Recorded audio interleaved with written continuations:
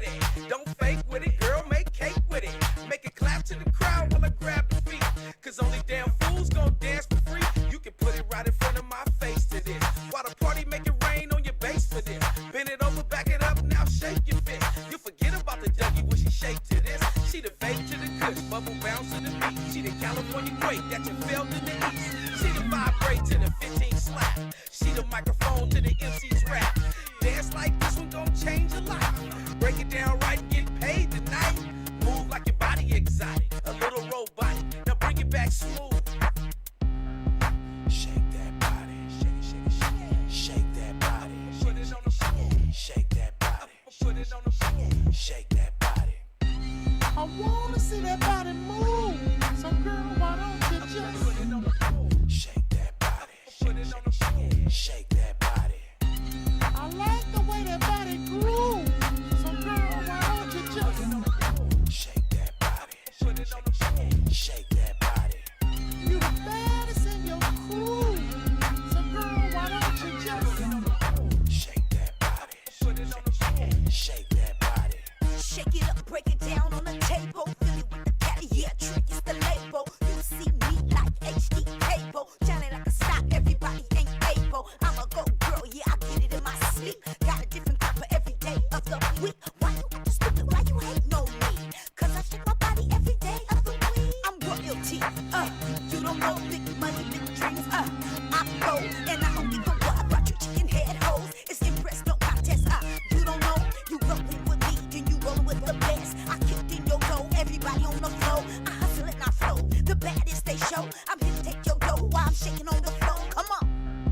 Shake that body. Shake, shake, shake. Shake that body. Put it on the floor. Shake that body. Put it on the floor. Shake that body. I wanna see that body move. So girl, why don't you just put it on the floor. Shake that body. Put it on the floor. Shake that body. I like the way that body grooves.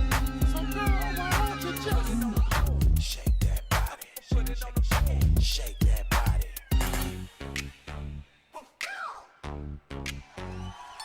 Thank life. Thank life.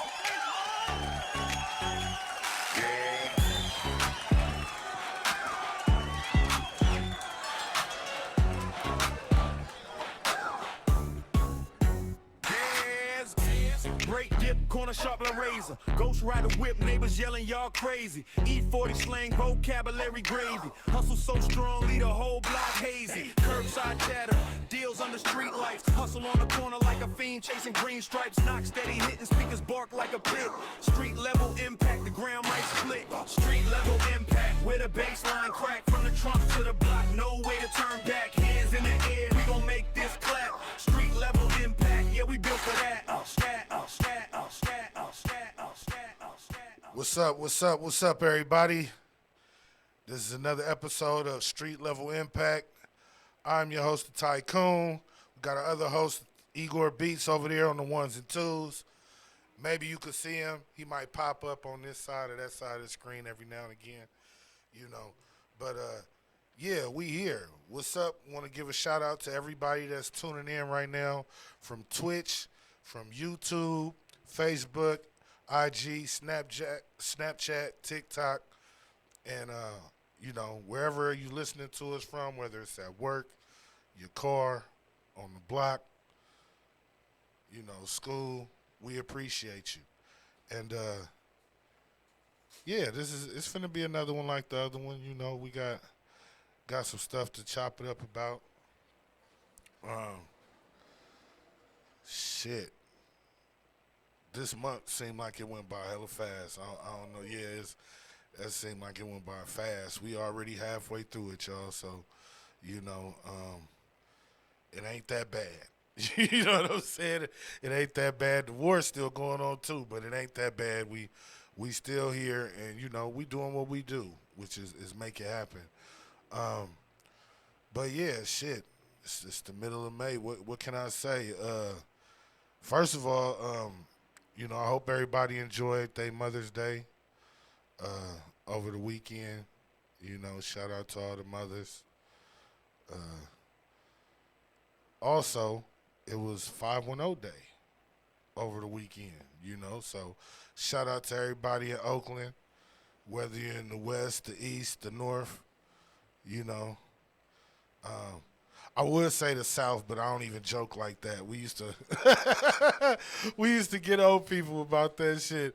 Um, and the inside joke is there's no South Oakland. You know what I mean? But somebody tried to say before that Alameda was South Oakland. I thought that was always funny though. You'd be out of town or something, and you run into somebody. Like I remember, I'd be out doing shows and stuff sometimes, and it even happened before when I was locked up. To keep it real, that was one time it happened. It was hella funny because, dude was like, "Yeah, I'm from out there." It was like, "Where you from?" Oh my goodness! Got on that boy helmet though. See, so sometimes you gotta watch what you saying and portraying. But that's a whole nother lesson anyway. But yeah, South Oakland was hilarious, so that's always a joke. And I remember one time we was out of state, and it was dude, he was when you're out of state, it's a trip because you're in another state, so you don't see people that necessarily you definitely don't see people that look familiar. You're in another state. Typically they walk, talk different, dress different. You know what I mean? So it's a trip because when you're traveling, you tend to stand out in certain places. And so when I be traveling, of course you can look sometimes and you could tell based on how somebody dressed, you know what I mean, if they from Cali or not. And you especially back in the day, you used to be able to tell, like, what part too. Like if they're from Southern California, you knew. You know what I'm saying? There was a lot of khakis and Chuck Taylors, and it might be a bandana or two. You know what I'm saying? Or like you said, khakis. It was different things that where it was distinct on how we walk, talk, like I said, dress, the whole nine. But it's funny when other people approach you like that. So I done been out there before where, it was somebody where you could tell I guess they might have lived, here in Cali at one point in time, or, then some people, you kind of got to filter them out to see if they lying or not. And that's what happened one time because, dude was like, well, I'm from Oakland. And we was like, oh, yeah, where you from?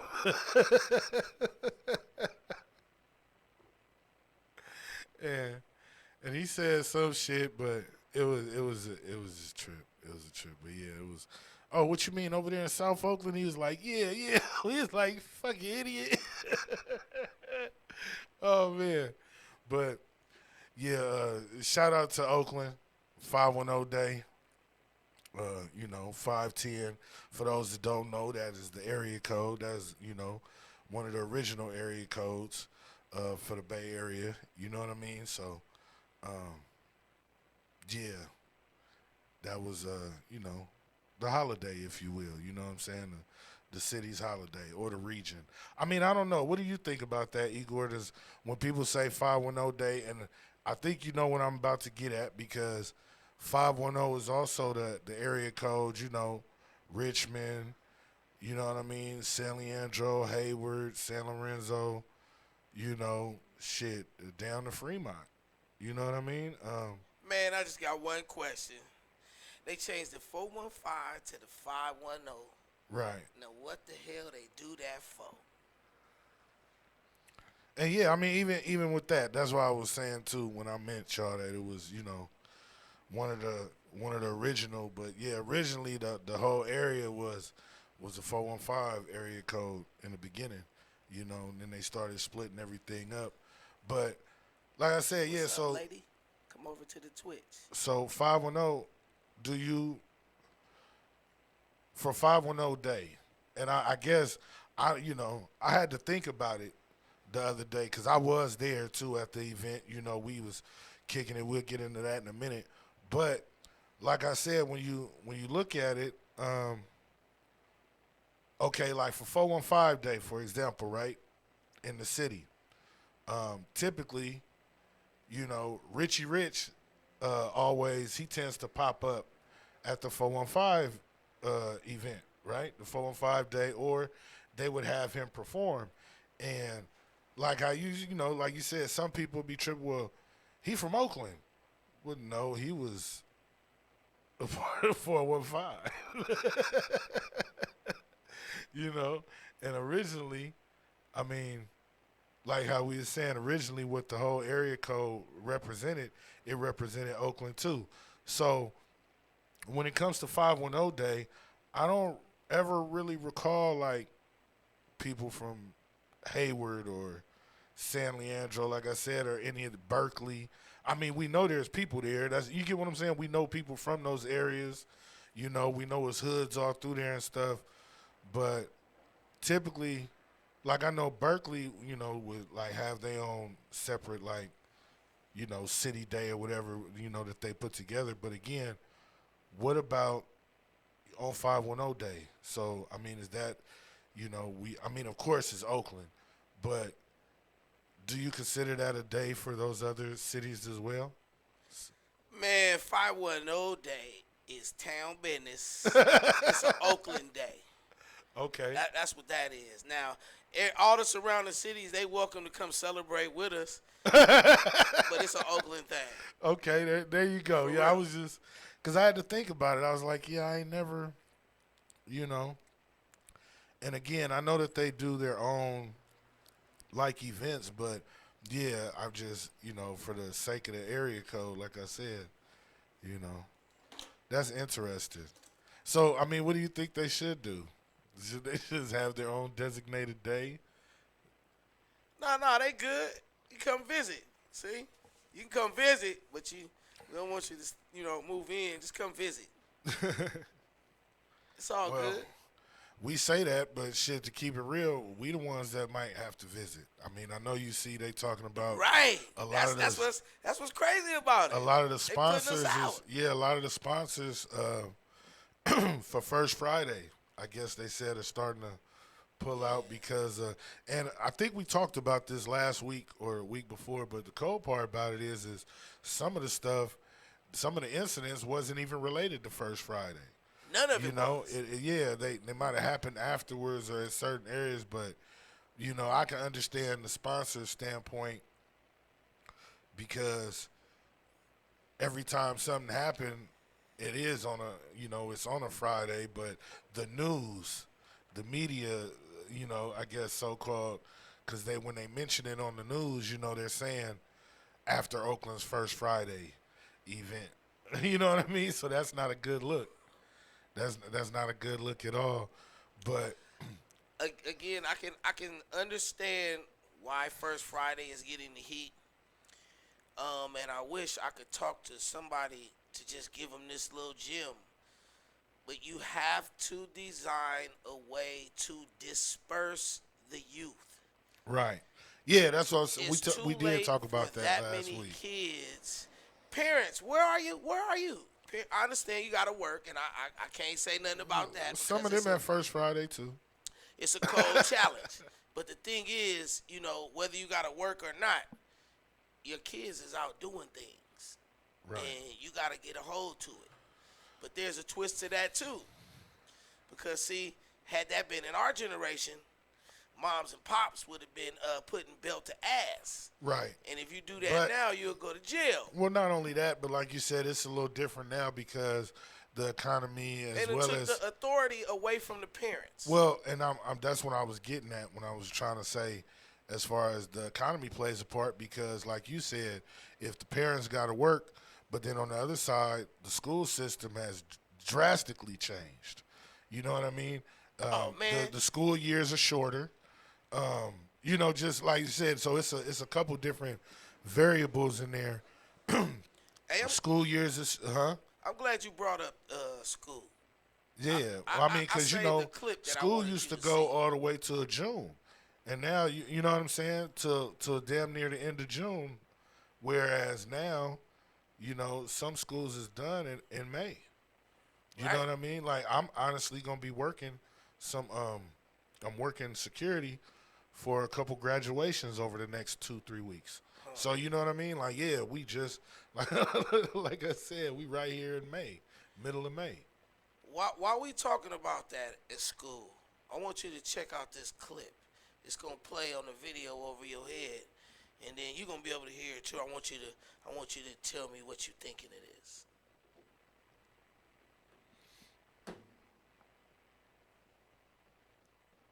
What are you going to do when they're all gone? Watch this. I ultimately decided to leave because I realized I needed an easier job. No matter what I try to do, it won't go through their heads. Called a parent today and I said, just to let you know, your child has an F in my class because they come in and they don't do anything. And then they start screaming. She hung up. Buddy, why'd you struggle on this quiz? What was hard about it? What was difficult? And they look me dead in my eyes and they say, I'll be honest, I didn't read the passage. What do you mean you didn't read the passage? School districts are trying to run like companies with the numbers, and it's not the science of education. Today I walked out of my job. I did. I have 2 hours left of my school day and I'm leaving because I'm so stressed out. The students' behavior, their lack of trying, their apathy for school, parents that don't give a shit. I was getting so many questions after I just explained my directions. Take out your yellow notebooks, turn to page 14, and the kids just stare. They're crying because they're getting blamed for literally any and everything that children are doing. I spend 90% of my day managing kids' emotions, helping to regulate them, managing outbursts and behaviors and tantrums. I spend so much time managing behavior that sometimes I feel like I'm failing as an educator. I feel like I'm not doing the job that I was hired to do. A few months ago, I did a couple videos showing how so many teachers are now quitting the profession because of the moral decline here in the United States, the issues with technology in the classroom, and other problems that they are dealing with in their administration. There are continuously more videos coming out about teachers saying, I don't want to do this anymore, things are not the same, and they are sharing. You feel me? Yeah. No, I was sitting there checking it out right now. But yeah, that's part of it. That I mean, but again, like we said, where does that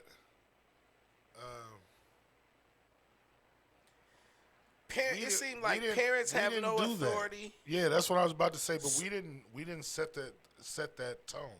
No, the system set that tone. Right. Because the one thing they did to set that tone was they took the authority out of the parents' hand.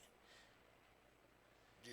Parents cannot chastise and discipline their kids without being under scrutiny and kids being taken out of the home and going to court and those things. No sane parent trying to do right for their kid want to go through that. You know? And it spreads in the school. Yeah. You know, and it's spreading outside. And so they think just because they can run the school like that, now they can run outside like that. You feel me? And Oakland has to do a better job of dispersing the crowd. Right. Mainly because it's you. If not, if you don't believe me, come outside and see. That's all. Just come outside and see. Be too many kids outside after 10 o'clock. And yeah, I mean, well, what is? I don't know, because like you said, we wasn't allowed. They wasn't exactly. They wasn't having that. Moms and pops put that leather on the skin. Yeah. You ain't doing what you want to do. Right. You feel me? Yeah. And we have more respect for our elders, you know? And you know, that's a hard subject there too. That's a whole nother can of worms. Well, it is, but I mean, like you said too, we can't just necessarily blame it on them, but over, you know, like you said, these last couple of generations, there has been, there's been some changes.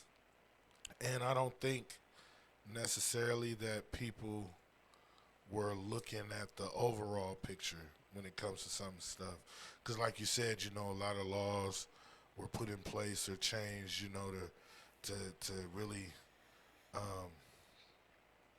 I think they doing it on purpose. I mean, of course, like you've heard people say that I too. think they doing it on purpose because they trying to get more people back in jail.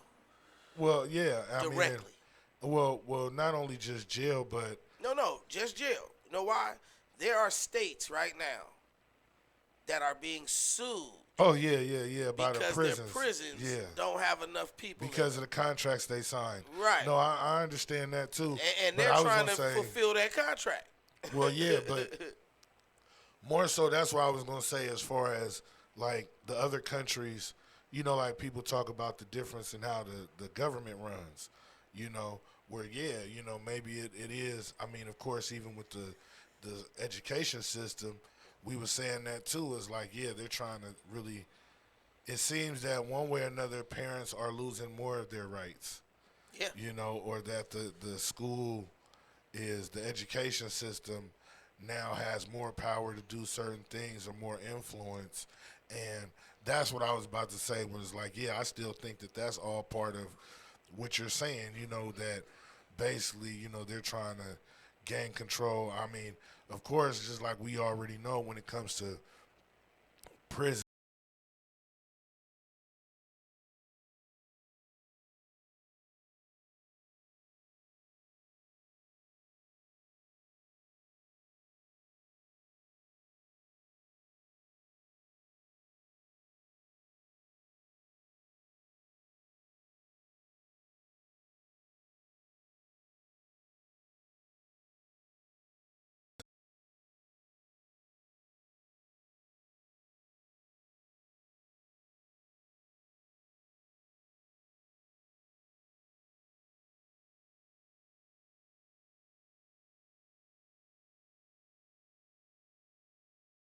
or things of that nature, the ratios and the different analytics. But my question is that what is gonna, what would be the solution at this point? Because in addition to that, like you said, you want to talk about youngsters being out, and unsupervised. There was a challenge that was going on, a viral challenge. I don't know if you have seen it, and I wanted to bring that up. And this is, since we on the topic of just youngsters, but damn, what's the name of it? I forgot. I have to look it up. But they're doing it, and it was on TikTok and a couple other places where they're just like a purge kind of, where they're just running up in places. And I guess it was like they're trying to just, large groups, because it showed them out in the city too, and a few other places, but they were like trying to run up into the Scientology buildings and different things like that, and it was just showing a bunch of youngsters with masks on, and then when you think about that, or these other challenges, or these other things that they trying to organize, their little takeovers and, stuff like that. It just even showed the mall. There was another robbery that happened at the mall where it was a group of, I don't necessarily want to say they was teenagers, but it looked like teenage to young adults, the smash and grabs. And so it's like, yeah, you're right. This is stuff that wasn't happening like this when we was growing up, to just, you kind of got to be out of your mind. But he said, yeah. Oh, thanks. Oh, I got one here. Thank you, though. I just thought about it. Yeah, it was kind of interesting. Because like you said, people was really living like they in Grand Theft Auto.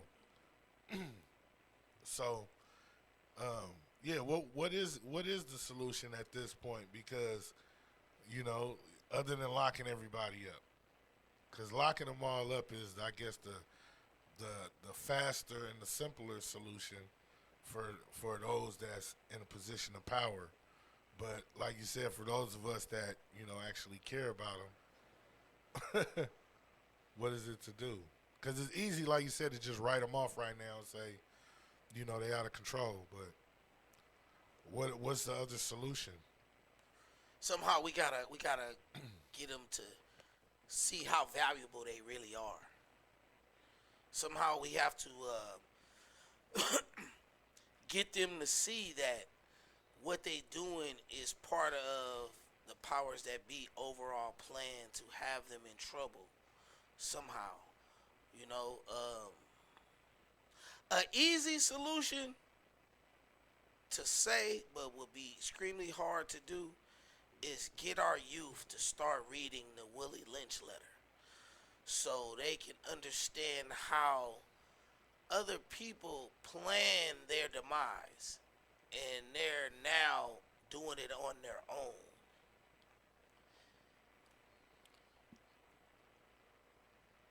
Yeah, it's interesting that you say that. I've been hearing that come up more. I was actually too driving, and they got the protesters that's over the freeway. Yeah. Yeah, it was something that they had hanging up pertaining to Willie Lynch. I mean, in all respect, the letter was genius. It was actually a letter of world domination and how to teach a people to enslave itself. And it worked. And I think if more of us knew about it, I think we could, change the formula. Because right now, that funny saying they always say, the best trick the devil ever pulled was to convince the world he didn't exist. Yeah. It's like that's what's happening right now. People are living as if the Willie Lynch letter doesn't exist, and that there are people that believe and actively practice what this letter says. Well, you got to also consider to them, to the group of people that you're talking about, especially young people, they don't know that world.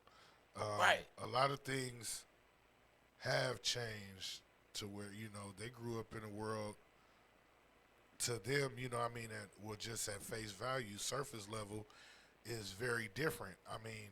The only reason that some of us, like you said, whether we, were born in different parts of it, we were still able to see some of it. We still experience some of it on some level, and it's two ways to look at it like that. That could be a good thing and a bad thing because,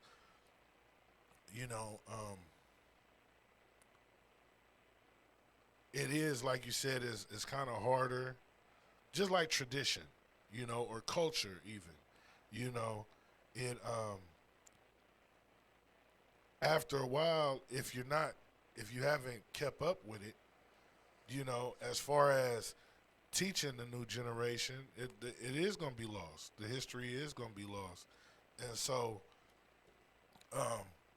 and as we can see, going back to the government again, but, and not just the government, or I'll say those that want to change that history or to rewrite it, to remove that from history for those exact same purposes of what you're talking about, so people don't know how this all started or what the real agenda is, or to be able to make sense of certain things, to be able to follow the pattern,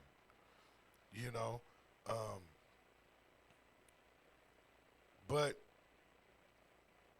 it's that much harder now. For a period of time, it was on the up and up. We do live in the age of information. You know what I'm saying? But and when we first got into the age of information, hey, it was out there. It's but once that changed from books, for example, to everything being digital, it can be controlled more. It can be controlled more. I mean, you know, at first it was more of an open market. But nowadays the internet is definitely a controlled market. Now there are places where you can still find out this, you know, that certain information, or, you know, look up certain history, but you got to know what you're looking for. You know, other than that, like I said, it's a controlled market, so it's very well hidden. You know, to be able to even learn about your history, and at the same time, there's so much other stuff that they throwing in front of you right now, you know, like pop-ups, you know, like pop-up ads. There's so much other stuff where it's like you got to get through all of that just to find what you're looking for. Because even what we're talking about, go try to search it up right now on YouTube. Search it up on Google or ChatGPT and see what information you actually can find. You know what I mean? Because I've been hearing a lot of people talk about that now too. Whereas we know this, AI is not real. AI is a program. You know, it's a program that basically self-updates, but it's still a program. So again, the information that was fed to it, you know, can be altered. It can be altered because, yeah, like I said, some people were trying to. I seen an interview where some people were debating something, and it was a trip because the issue that they were debating, I remember when it happened in real time. You know what I mean? And one person was, you know, their standpoint was the same thing. They remember when it came out. This was before the internet. This was before ChatGPT. So ChatGPT might not necessarily have accurate information as to what took place. You know what I mean? And so, yeah, we got to get back to that. And I think that also plays a part is, you know, some things have changed because, again, the fact that now, you know, it's electronic books, you know, where you listen audio books. But again, the fact that it's audio books, it can, you know, on one side it's a lot easier to hide or to basically just get rid of that certain material, that certain information. So, I mean, I don't know. I can't say that there aren't classes out there or there aren't people. Well, because there are a few of them that are still left, basically because of funding, also, you know. But that's kind of the struggle.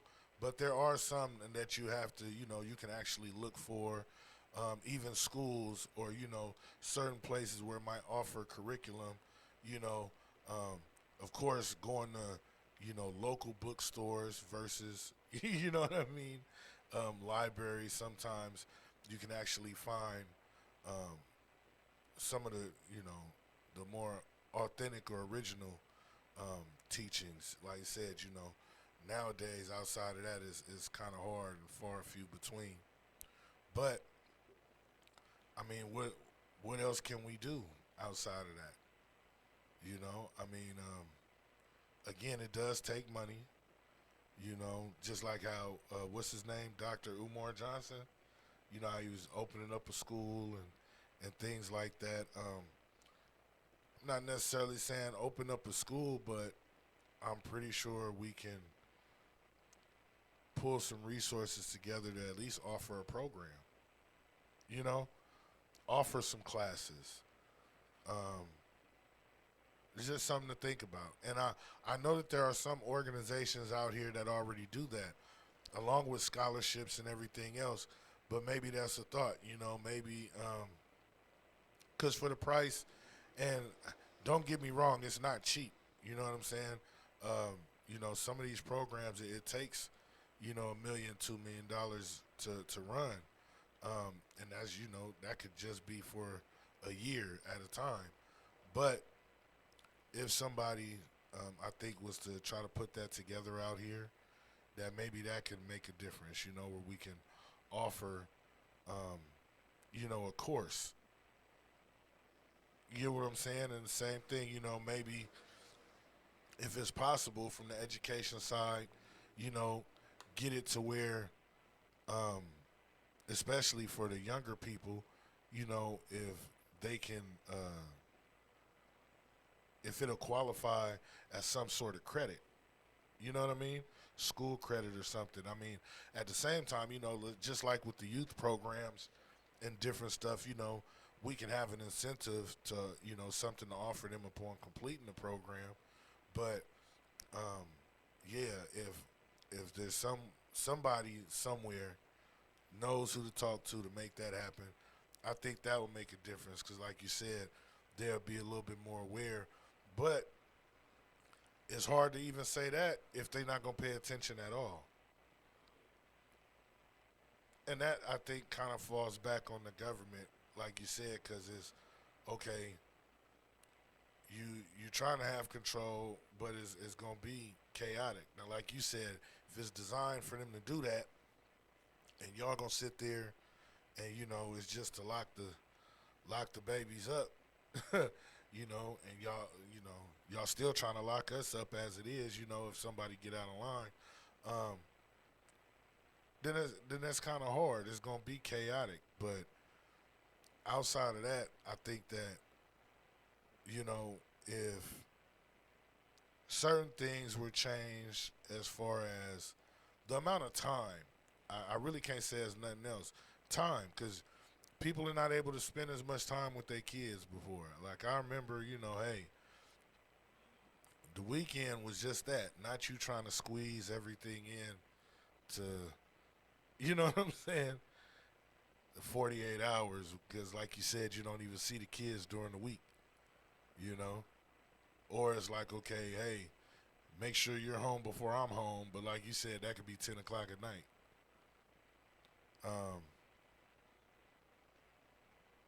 I'm wondering what's it going to take in order for that to happen, especially with the way the economy is right now, though, because, again, unless y'all going to, lower the rent,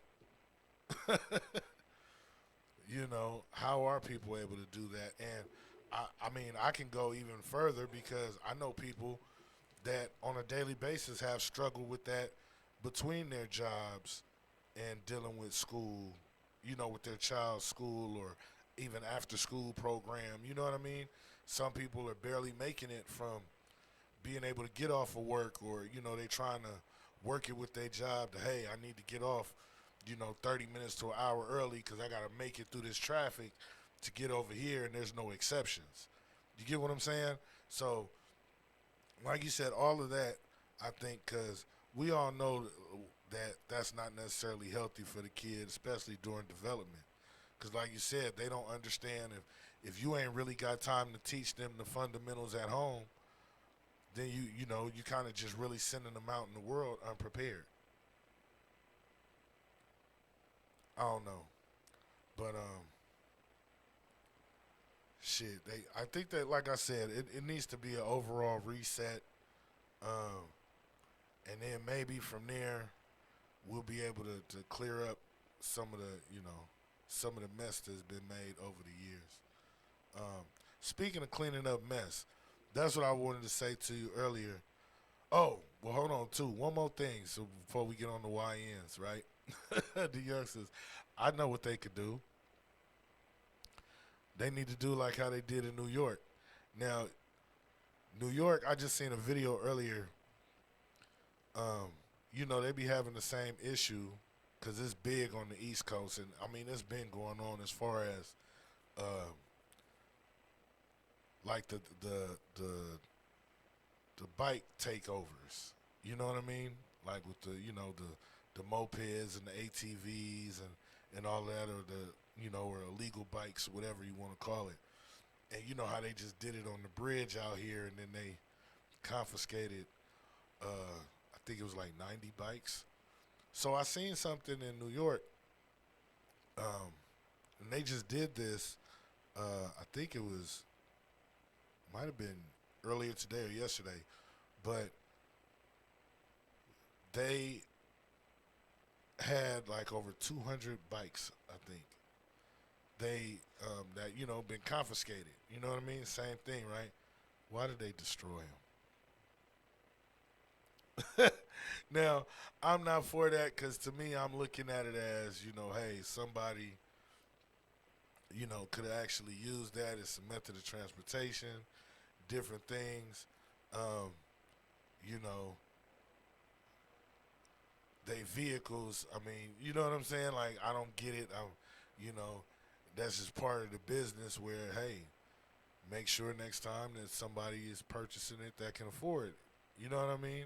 And that can afford to have the proper license and everything else. So I thought that was kind of crazy. But on the other side, the fact that they recorded it and aired it, it was like, okay, well, maybe somebody gonna think twice. You know what I mean? Because I know, just like out here with sideshows and anything else, especially now that I'm older, like you said, you get to thinking about it like, man, why would I waste this money? Right? Knowing what you done had to go through to get the car or even to get the bike, one of the reasons that you're getting it, I mean, yeah, you might want to get it to have fun or as a toy, which is technically not. So that's one mistake. But the other thing is out of necessity.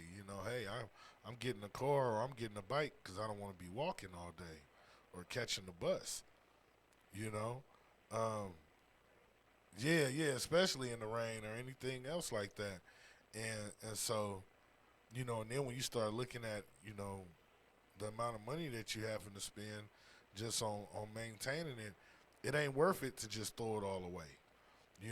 Now, of course, when you're younger, people don't necessarily think that far. But after it happens a few times, like after people, after cars start getting towed and you couldn't get it out of the tow, especially if it had a 30-day hold on it. You know what I'm saying? It's like there's a lot of people that actually learn from that.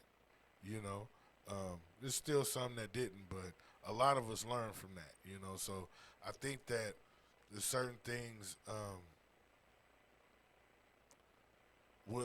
might have to change. It's kind of hard to say, oh, take away everybody's devices, because the way the world is set up, they need a device now. You know what I mean? But something, I definitely think something else needs to take place. But everybody got to be held accountable, and that's what I wanted to talk about too. Get in the next topic. Did you see what happened with the mayor from Arcadia? I think that was the one that just pled guilty to being a spy. You didn't hear about that? Yeah. So, I'll just give you a little quick backstory. So her name is, I think it's Eileen Wang. She is the mayor of Arcadia, California. This down there in SoCal. So she's been charged with acting as an illegal foreign agent for China. All right? And from my understanding, pled guilty to it. Right. Now, the thing is she's been, she's been a political figure for a while now. From my understanding, because we were looking at it, she is either an American citizen or naturalized, because that's the only way she can get into office. You get what I'm saying? So, but her fiance, I believe, on the other hand, her fiance is from China. And I didn't know that. And I found out because of this case. But so the thing is with her ex-fiance or whatever, the guy that she was associated with, he had been in trouble for this type of stuff before.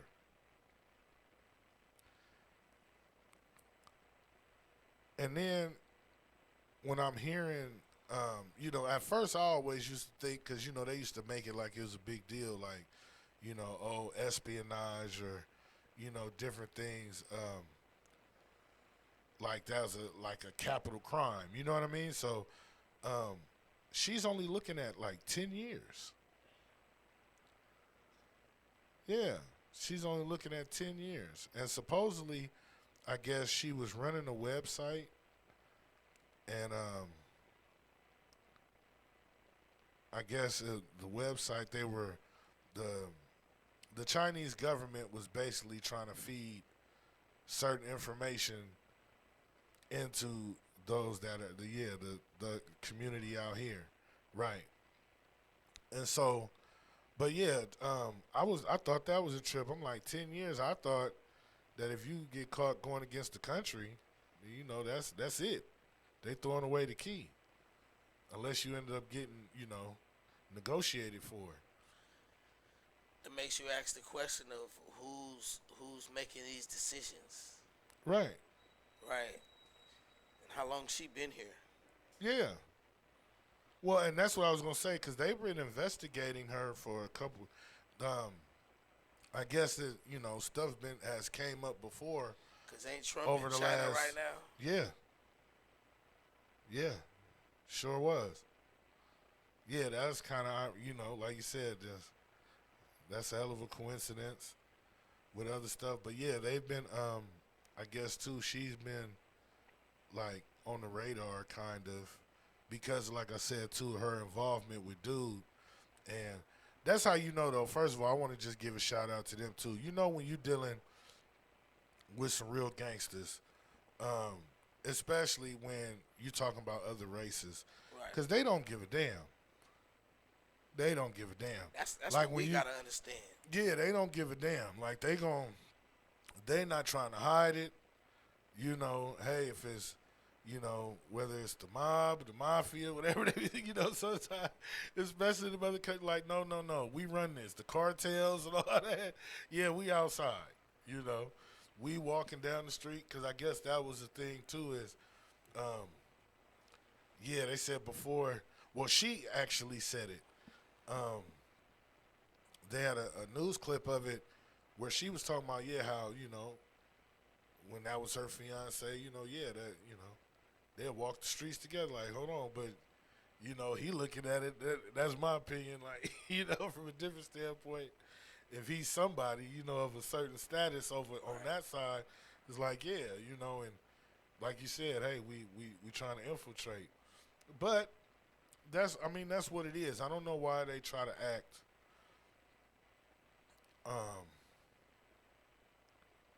I don't know why they try to put an act on when it comes to this country as if they're oblivious, or like, you know, like, oh, all these other countries is just evil.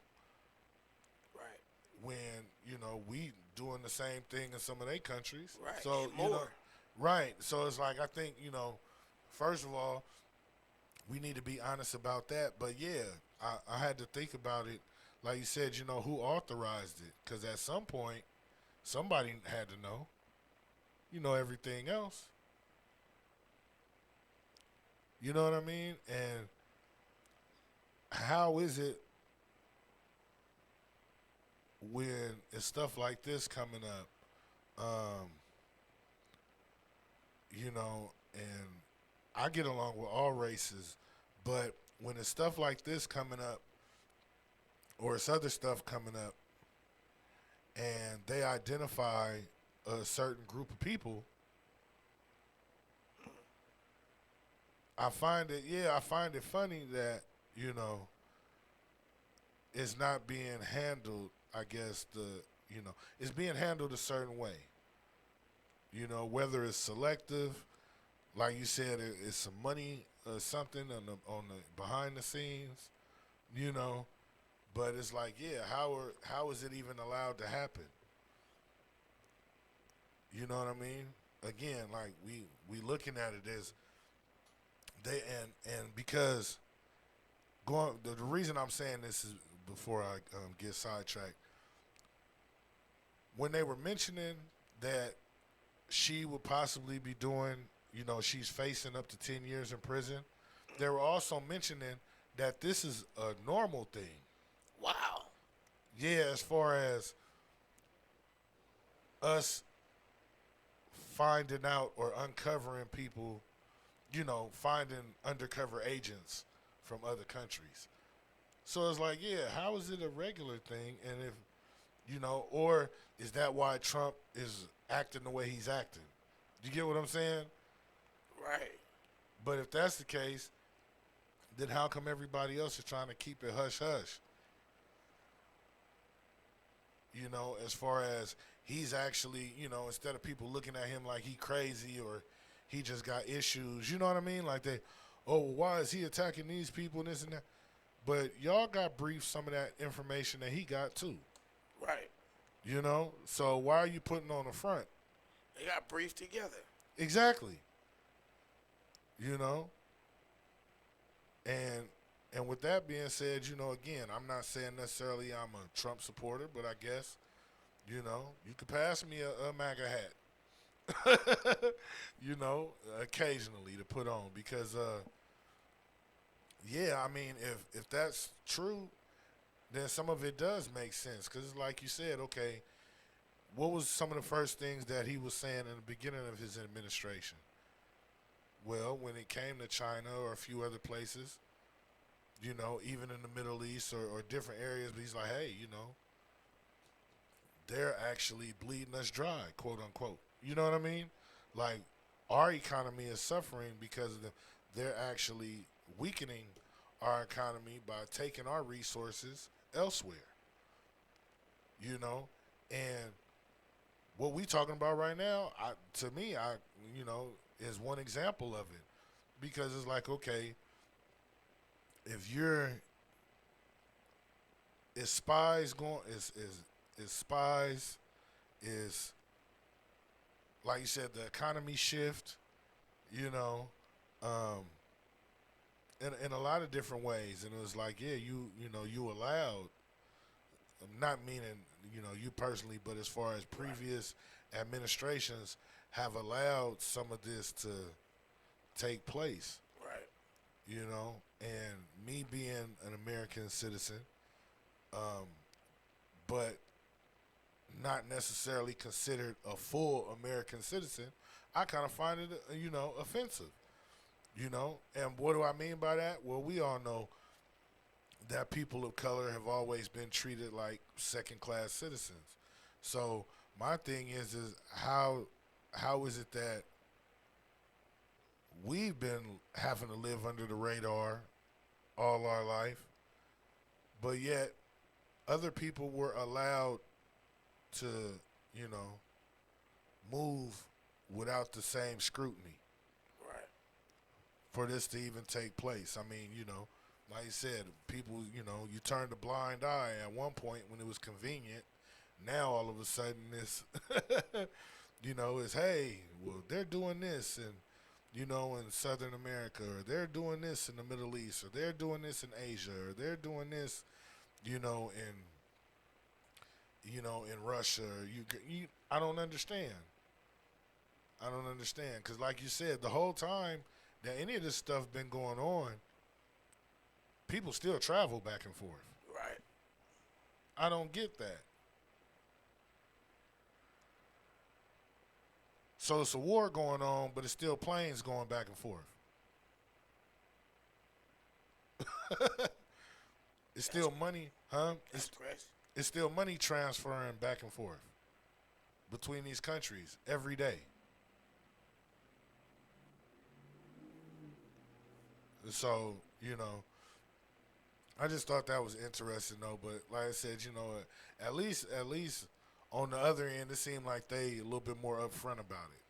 Honest, if you will. Like, yeah, this is what we doing, and what you gonna do about it? Right. And the more I'm seeing that, the more I'm starting to understand Trump, I guess. Because it's like, hey, he's the person that's speaking up for us at the moment. I mean, and shout out to everybody that was before him. But I had to think about that. And I can only think of a handful of presidents that even, stood up and talked it like that. And it wasn't Obama. It wasn't Obama. The only ones I can kind of recall that was, going to come out and kind of tell it like it is was, the Bush family and Trump. I mean, unless it's somebody else that you could think of out of the older presidents. But I'm just saying, in my lifetime, those are the ones that I could say actually, when it came to certain stuff, they kind of stood on business. Like, nah, we're not going for that. Or, no, you can't do that here. And I don't care how many people it piss off. You know what I'm saying? Because I know some of you are profiting from this. You get what I mean? Though, I just, I don't understand. I don't understand. But, yeah, 10 years is a trip to me. Because, okay, say she gets, will not get convicted. She's going to get convicted at some point. But is she necessarily going to get a full 10 years? Or are they going to offer her a deal? And then if they offer her a deal, what does that mean? Okay, say instead of 10 years, they offer her 6, right? 6 years, that ain't nothing. I mean, it is something, but it's not. You know what I mean? 6 is different than 10 years. So then when you think about it, it's like, okay, so she do 6 years, gets out, but then what? She's not getting deported. Do you understand what I'm saying? So, like, make that make sense. Like, that's, to me, and, from my understanding, too, being locked up here is Candyland, is Disneyland compared to being locked up in those other countries. So, and considering who she is, and if she was connected with certain people, I'm pretty sure they're going to take care of her while she's locked up. So, I mean, is that really punishment?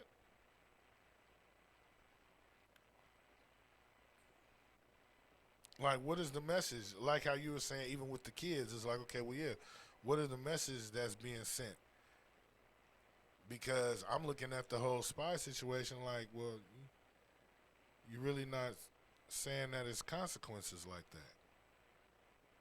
But then for a representative to get on there and say, yeah, this is a normal thing, yeah, so it's like, well, how many people is y'all catching? And again, like I said, so then what? Like her, okay, she's a citizen, so you can't, she gets to stay here after that? Like, how does that work? I mean, what are your thoughts on that? What do you think should happen for, because, I mean, if you're there for espionage, you're there for betraying your country, right? So if that's the charge, then the charge is the charge. But that's what I'm saying. But I mean, the amount of time, what is that? That doesn't, locking a person up isn't necessarily, I ain't going to say it's not going to change their mind, but back in the day, I mean, like, or in other countries, when you get caught doing that, you in there basically, it's life, right? Or, some countries, they chop your head off. No, but that's what I'm saying. I mean, like, but it's not, you going to be here for 2 years and then we let you go. They don't do that. 2 years? No, I mean, or even 10 years. I'm just saying. All these people that, from what I remember, what I can recall, whenever people get locked up in other countries, they're there for the maximum amount of time. They have to serve their whole sentence before they're ever released. Or they'll be used for leverage. Exactly. I think they did that earlier this year to get some prisoners out. Yeah, to get them released. But other than that, they weren't going nowhere. That's my point. But I'm trying to understand, how is it for betraying, for espionage? I don't see how you got a release date. 10 years? What did they, and I'm saying that because, okay, what do you think they offered her? Right. And the fact that, okay, if she, whether it's the family, back home was in a situation, because you hear about that kind of stuff happening too. You know what I mean? Where it's like, hey, you still got family over here. Right? You want them to be all right. Or your whole bloodline is still over here. Right. So go on and listen. Yeah. Now I can understand that, and that's why I'm trying to say too, because it's like, okay, if whatever they needed her for, they got what they wanted, on their end, she's going to end up getting rewarded if it hasn't already happened. Right. If it hasn't already happened, I mean, even if she was to, if they was to deport her, to China, I'm pretty sure upon going out there, she ain't a prisoner. She didn't do nothing illegal out there. She did what they wanted her to do. Right. So that's what I mean. So it's like, but how does that work for us? Why would we let her go if knowing that at the end of this, hey. And like you said too, is what information, because they didn't really go into all of that. But, what was it that she was actually doing? What kind of information was she spreading? What purpose did it serve? That's classified information. Right. But it's like, okay, well, how far deep in it? Because again, like I said, I thought that if you was to get caught spying from another country, that's automatic. You getting in prison for life. That's treason. Yeah. Yeah. Well, yeah, especially if you're doing it against your own country. You know what I mean? So, I mean, yeah, like when we, I don't know, I would want to look it up, but then I also, like I was just talking about, ChatGPT and all of that is kind of, iffy nowadays. But, I'm wondering, like, what's the percentage of that? Like, okay, if you're caught here, if you're an immigrant, right? Right. Like, say you travel out here and you get caught doing some sort of espionage. How long do they lock you up for then? Versus what she did, and she's only facing 10 years. You get what I'm saying? Right. Because again, too, we know that people from another country, typically, when they serve their time here, they're deported. Yes. So that's what I'm trying to say. Like, they get deported upon release. So I'm just curious as to how that works. And how many people, how many quote-unquote U.S. citizens are still out here among us that have been convicted of that have actually committed that crime. Right. That are allowed to walk around today. I don't know.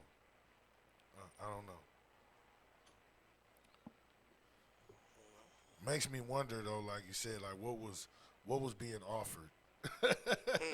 What was being offered? Because you finna get locked up when you get caught. Yeah, that ain't a state nothing. That is a federal offense. Like you said, it's the country against you, United States versus you. So, what was it? And like you just said too, I mean, going to them trying to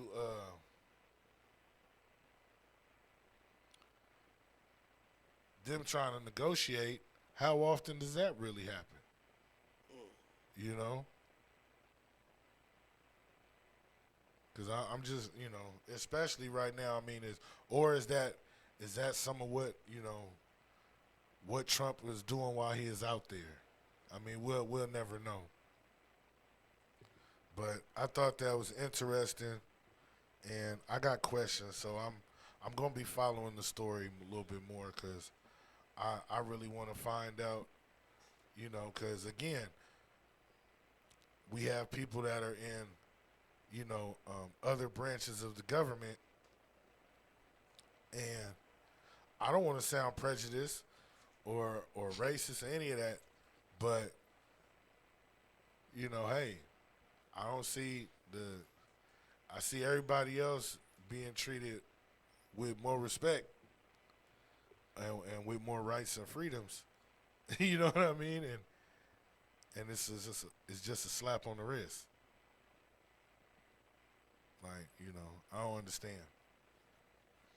But anyway, let me see. What else did I want to talk about?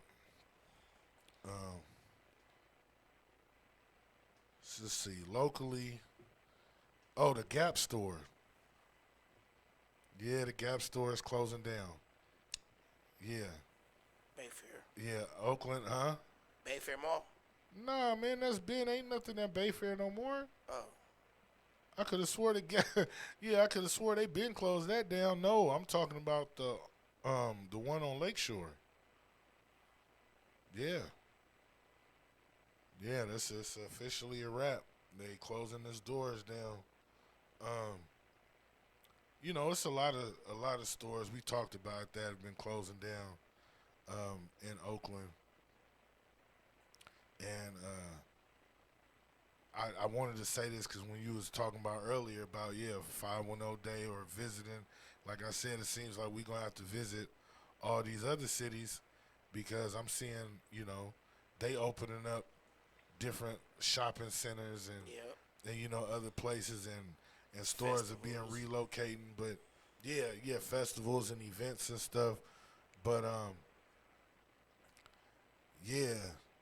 they're gonna close that down, and you know, that was like another one of the big stores, and it ain't too many, you know, ain't too much going on out here. I mean, there's new stuff that is trying to pop up, you know, restaurants and stuff, but yeah, as far as stores, I thought that was a trip.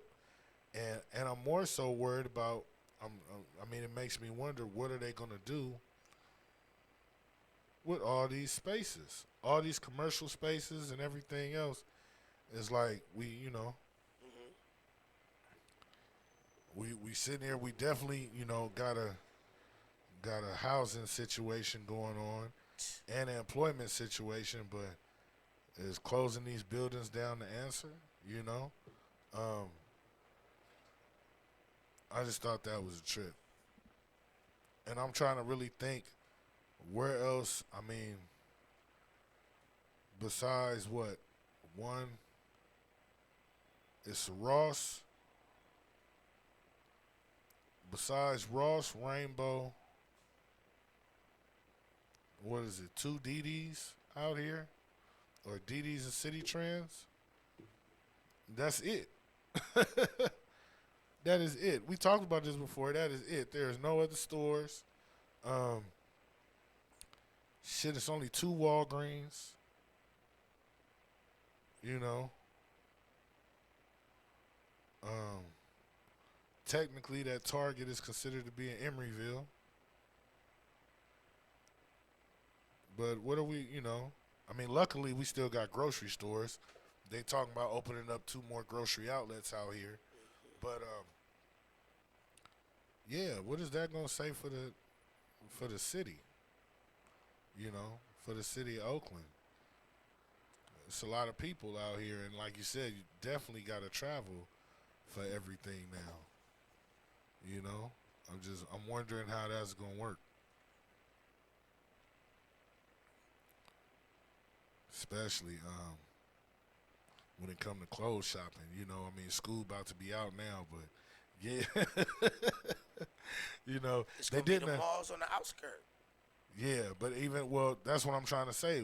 Well, first of all, they didn't announce when exactly the Gap was going to be closing, but I guess it's supposed to be closing sometime this summer, you know. But what you were just mentioning was my point. The outskirt malls,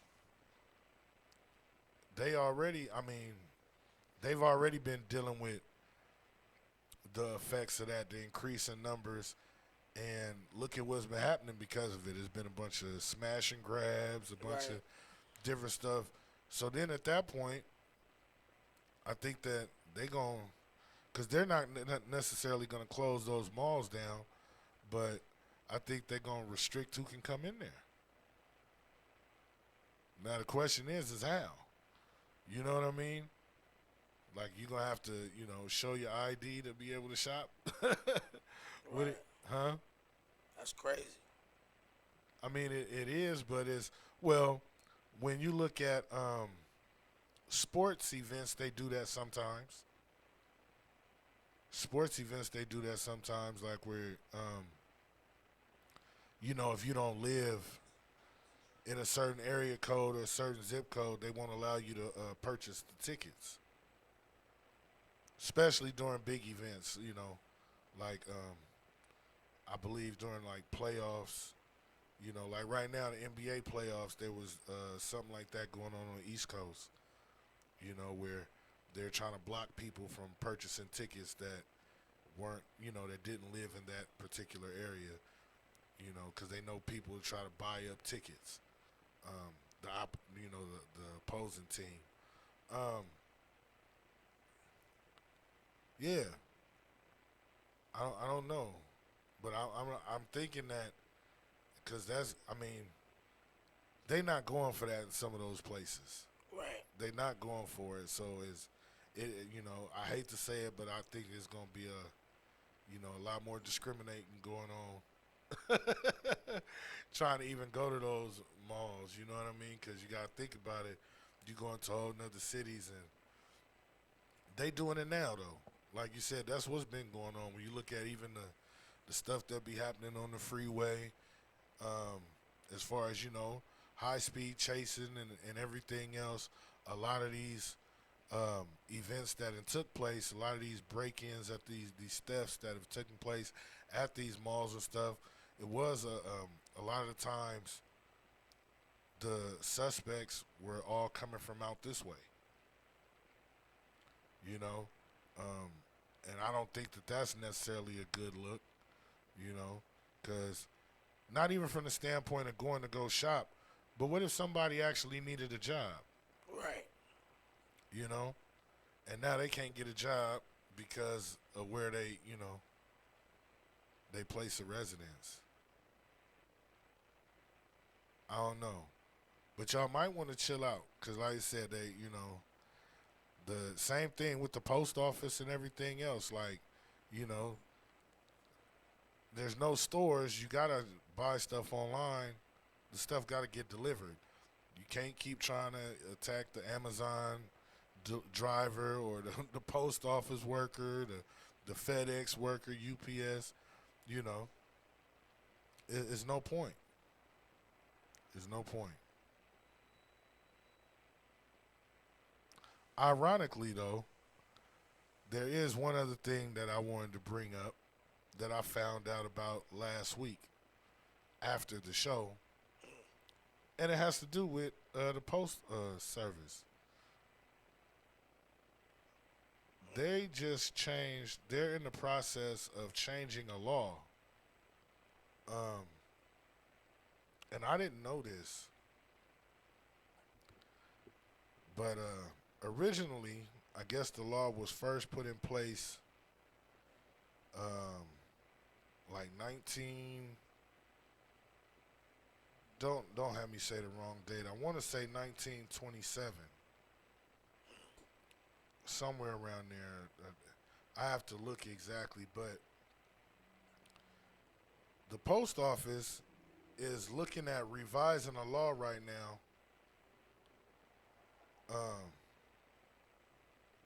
that has to do with mailing firearms through the post office.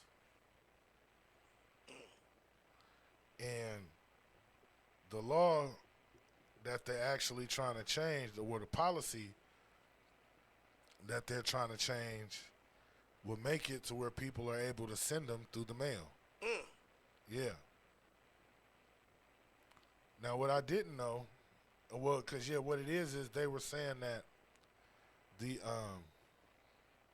The new law is, the law that has been in place, the policy that has been put in place is actually a violation of the Constitution. Right. So, basically, if they change it, and I have to look to see if they went forward with it, but what would happen is say if I was to mail something, if I wanted to mail a firearm to somebody within the same state, that I should be able to do it just like regular mail. Depending on how big it is. No. That's why I'm trying to pull up. I'm trying to find the article right now, because what they were saying was that, well, yeah, right now currently they do have a certain rules in place, because you're able to ship rifles, I guess, and shotguns, but the fully assembled or piece? no, I believe it was fully assembled. It wasn't. Where is it at? I'm sitting here trying to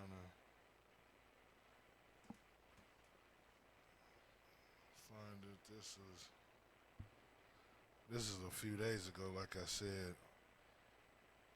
But they're changing it to say that you'll be able to send it, like, you can send bigger ones, but I guess the new amendment that they're trying to make to the law is so that you can send, smaller ones, where you can send pistols through the mail.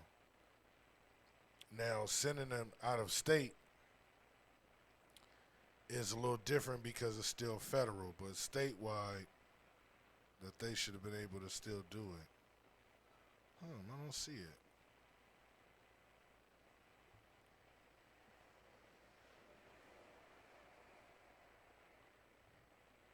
But some people are, of course it's getting mixed reviews, because some people think that Said I'm sure it is. Yeah, because, some people are looking at it as, it'd be harder to track. I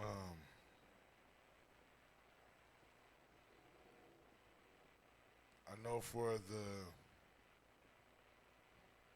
I guess, like for the Department of Justice or whatever. But, I think that, to me, I don't see how it's that much work, but it sounded like basically, yeah, they would need to have another department separate in order to keep track.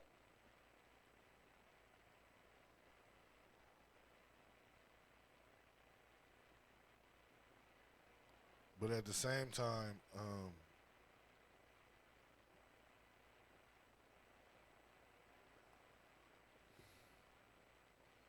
okay, yeah, so here it go. So shipping firearms through the USPS is strictly regulated by federal law and postal policy. Now, while the USPS is currently reviewing proposed rule changes to potentially allow handguns to be mailed by individuals, the rules and restrictions reflect that they're listing here reflect current operational standards. So, to answer your question, long guns, unloaded rifles, and shotguns are mailable, but they must comply with all the state and local laws. So you can send it locally. You just can't send it out of state. And the USPS requires that they're sent using a service that provides tracking as well as signatures. So that's for, like you said, rifles and shotguns. And it doesn't say that they have to be disassembled. It just said that they can't be loaded. Handguns and concealable firearms are generally non-mailable for individuals. And you can only license them they can only be mailed between licensed manufacturers, dealers, and importers. And that's the law that they're trying to change right now. Because they're saying that it's that goes against our rights. So if they change that, then, of course, following the state law, if you comply with the state law, then you're able to do it. But that's what some people are saying is going to make it confusing. You know what I mean? Because it's like, okay, well, what if you were to, move like out of state? Or I guess one of the other reasons that they want to switch it, which I thought was kind of weird, is, some people feel the need to have their gun with them for, self-defense is a given. You know what I mean? Self-defense is a given. I mean, anybody that owns a firearm, I can understand that, hey, if that's, and they're used to, especially if they live in a state where they're allowed to carry, or, and they have it on their person strictly for, protection purposes. I can understand that, women, different people, hey, they're traveling, you want to be able to protect yourself no matter where you're at.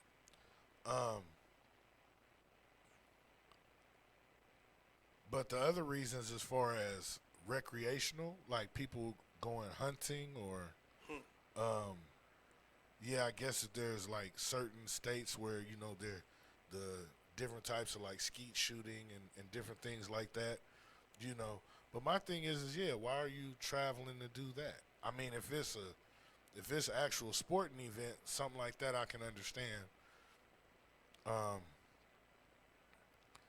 And hey, you gotta be able to travel with it a certain way. And I mean, they already have a system set up like that, right? Because some people are able to travel, or they have more than one concealed carry. Is that what it is? That you have to have, if you have a gun license in the state that you're leaving and the state that you're going to, are you able to travel with it that way? Damn, that's a good one. Because when I think about it, like, I know how to, security guards.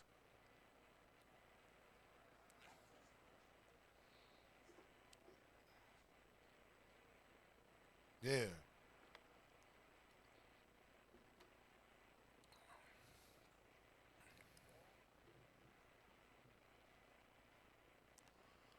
Or do you have to get a permit in every state? Is that each state has to agree that you can travel with it. Each state has to agree. Yeah, between themselves, they have to agree that you can travel with it. Right. So typically, that would only be for certain types of work. True. But I guess the argument is they're saying that is that kind of infringing. Yeah, because, like, isn't that a violation of our rights? Is that they're putting stipulations on? I mean, it gets tricky. It gets tricky if you ask me. Because the whole thing about transporting has to do with crossing state lines.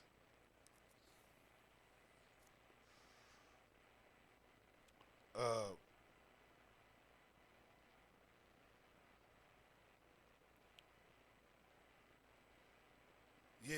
This article here says, this one says that anyone legally allowed to possess a firearm can transport state to state if it's unloaded and locked in a hard side container and stored in the trunk or in an inaccessible area, not the glove compartment. And as long as the destination state allows it. As long as the destination state allows what? You to come to their state with your gun.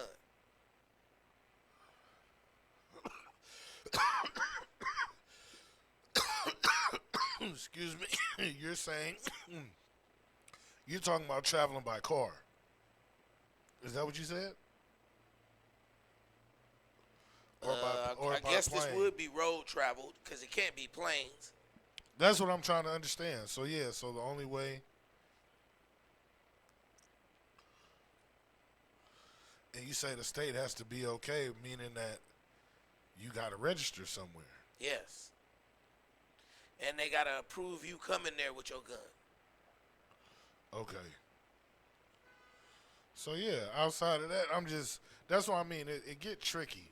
It gets tricky because, you know, again, this law, this rule, you feel me, was first put in play in 1927.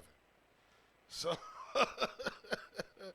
okay, and that was when Congress had originally banned the USPS from mailing concealable firearms unless they were sent from licensed dealers. But now, and like you said, it's a trip because it's the Department of Justice that has revisited the law and saying that it's unconstitutional. It violates the Second Amendment. So it's like y'all put the law in place, and now y'all taking it back. But what would that do on the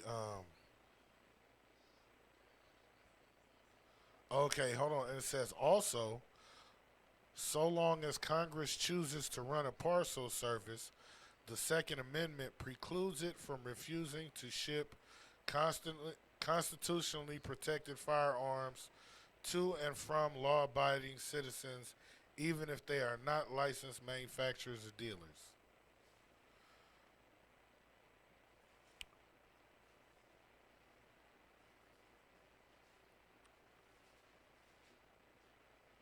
So, yeah, under the new rule, they're saying that you would be able to mail it across state lines only if you mail it to yourself in the care of another person and open the mail and if you open it yourself. Which, yeah, I'm trying to understand how would that work. Like, you'd have to ship it to a specific location. You got to come, show ID, everything else, or the post office. Like you said, okay, you shipping it.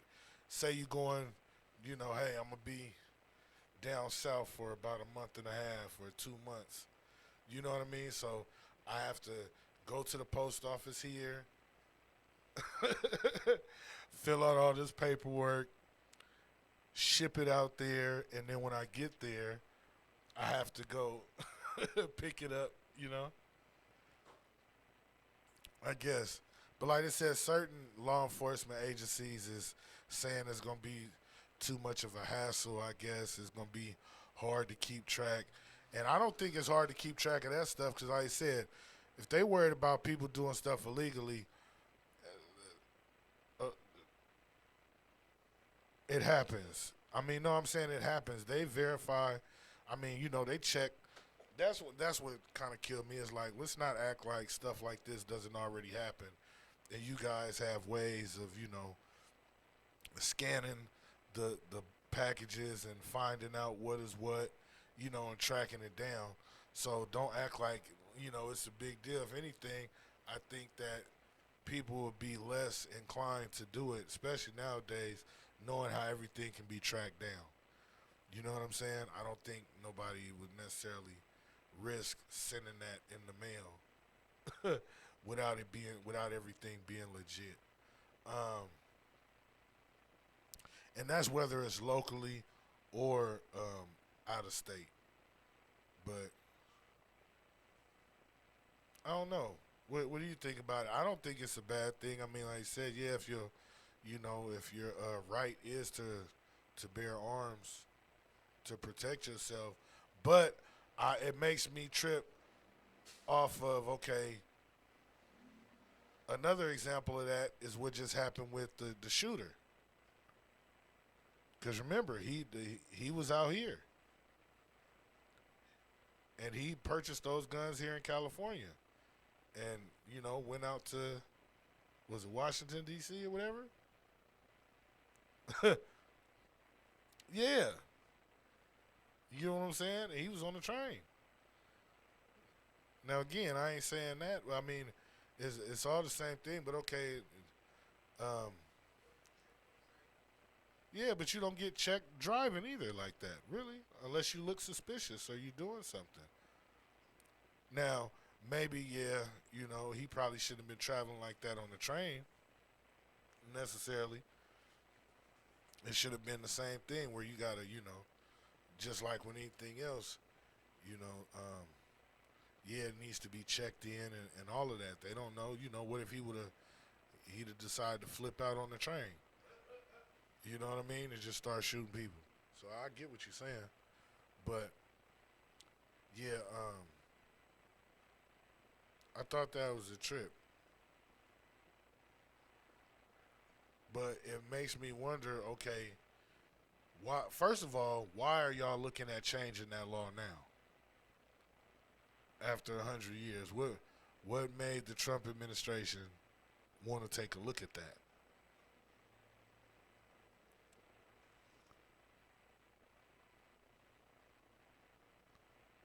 And do you think it's irrelevance or just coincidence that the last dude just happened to be coming from out here? You know? 'Cause it's a trip how that happened, and then next thing you know, they bringing this up that, oh yeah, the law is being changed. Or the rule.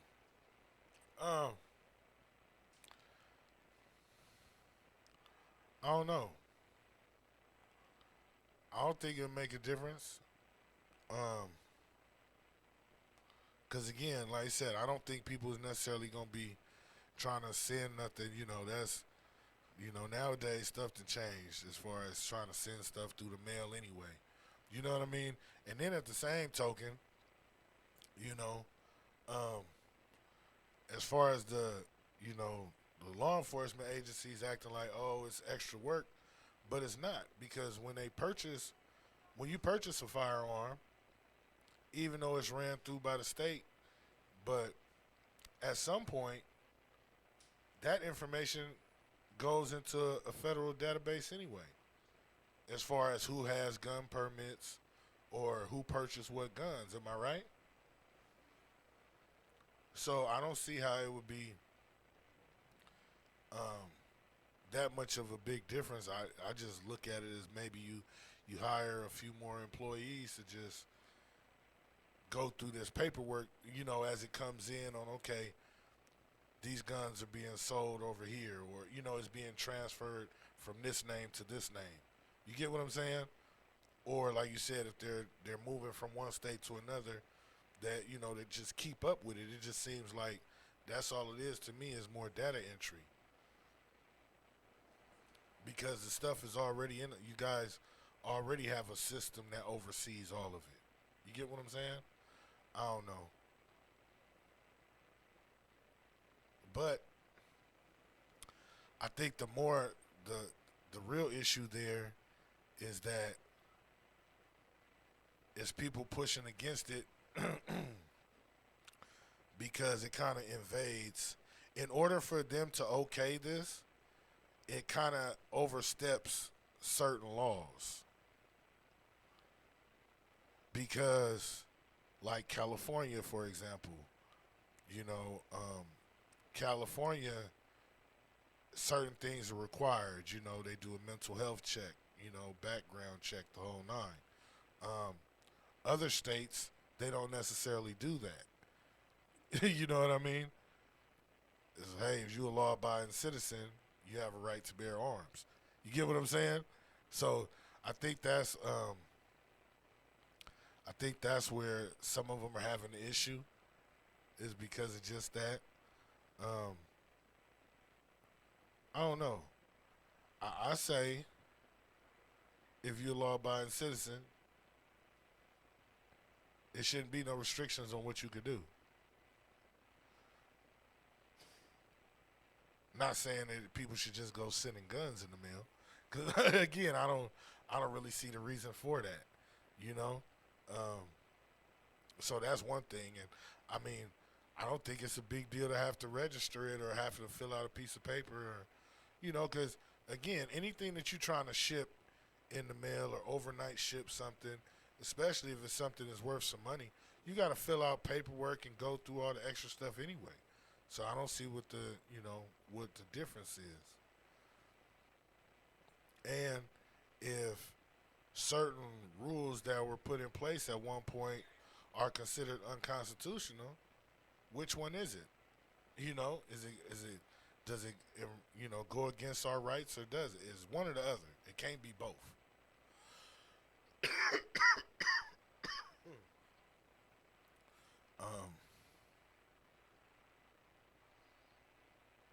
Yeah, shit. People was able to make guns now, so I don't. I mean, they always were, but like I said, with ghost guns and stuff now, people can do that anywhere.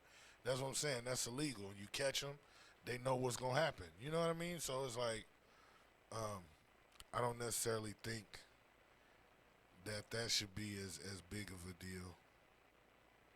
Because, like you said, if you're monitoring it anyway, because other than that, you crossing state lines, that's, because, I mean, of course, whatever you do in the state that you're in, that's different because it's within the state. But, yeah, as far as crossing state lines, and I see what you're saying. It's like, shit, you already got to get approval anyway through other channels. I don't see the big deal. But I know what do need to happen is they gonna need to figure out what's gonna happen with these delivery drivers. They gonna need to,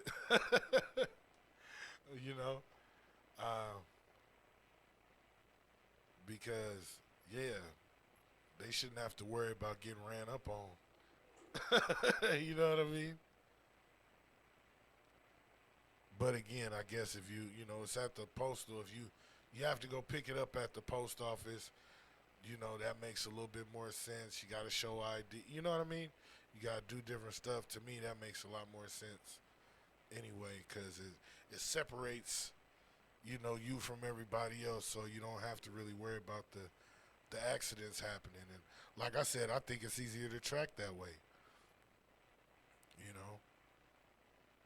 because if it was somebody like for example, the guy again who tried to do the shooting at the dinner.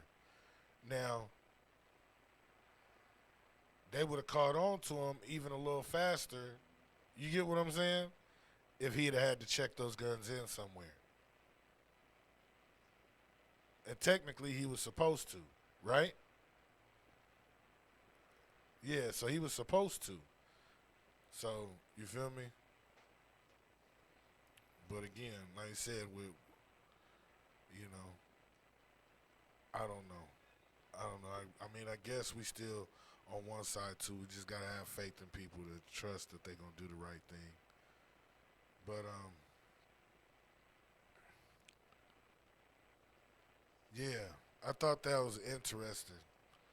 And then it makes me wonder what other laws is gonna change. Because you see they still keep flip-flopping too, like in Texas, they're banning, they keep trying to put a ban on THC and then lifting it. And it, you know what I mean? Or all that stuff. It's just like, are they doing it to, who's benefiting from it? Or is it, and is that what the issue is, that is one side that's strictly trying to, still gain, from things being certain ways, Shit, even gas, they was talking about how Trump wanted to remove the gas tax. Yeah. And that's like what, an extra like 14 cents or something, or 14 to 18 cents. What is they taxing? What is that? So you paying that tax plus a state tax, right?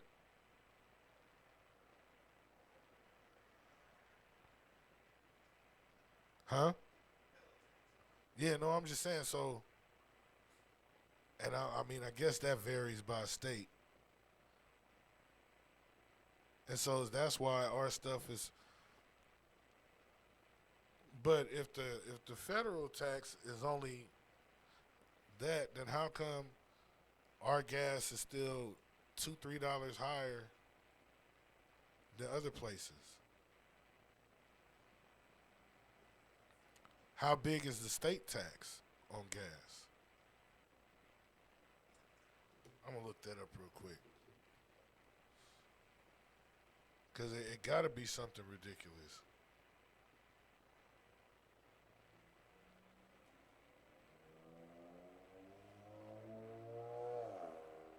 Let me see.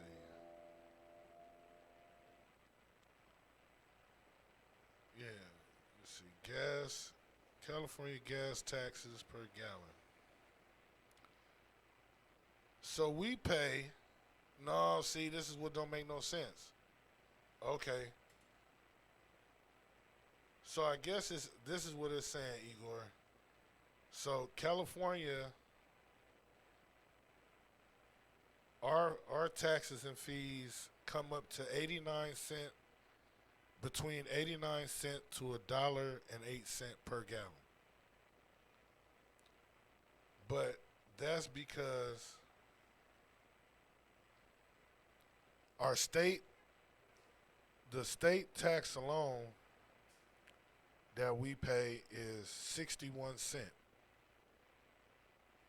That's robbery. So we pay 61 cents plus the 18 cent for the federal tax.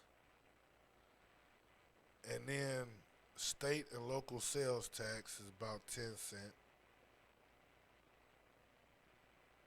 The underground storage tank fee is 2 cents. Why do we have to pay for that? We're not the ones that own the gas station.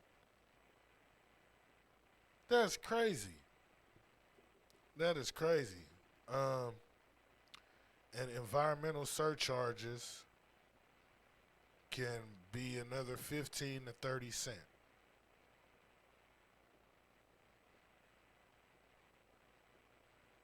That's a lot. That's a lot. I think the state tax, you know, would be a bigger relief. If you ask me. I mean, 18 cents, don't get me wrong, you know, every little bit count, but 18 cents ain't nothing compared to, you know, 61 cents. And as I said, why are you being charged? What is the excise tax plus the state and the local, you know, plus we paying the sales tax? That don't make sense. But they need to go ahead and try to get that down. You know, they said that we only supposed to have like what is it, like a couple months, or I mean, how much gas they said we got left? Yeah, our reserve ain't that, and we don't have much left out here. You know, as far as this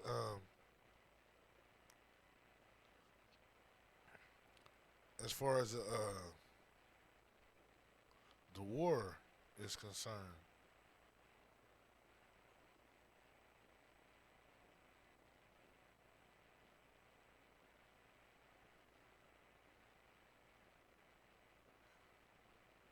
Hold on, why is it pulling up that? I didn't say that.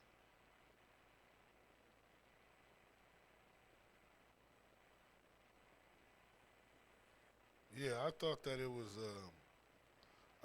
was something because they was like,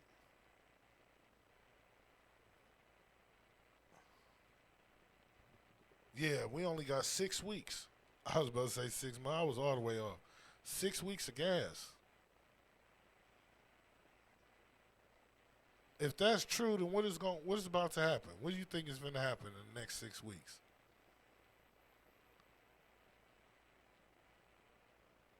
I thought that they said that we had all these different reserves and everything else.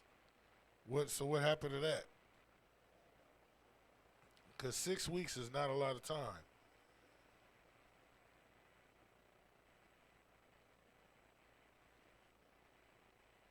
And then especially out here, they had just closed down the refinery.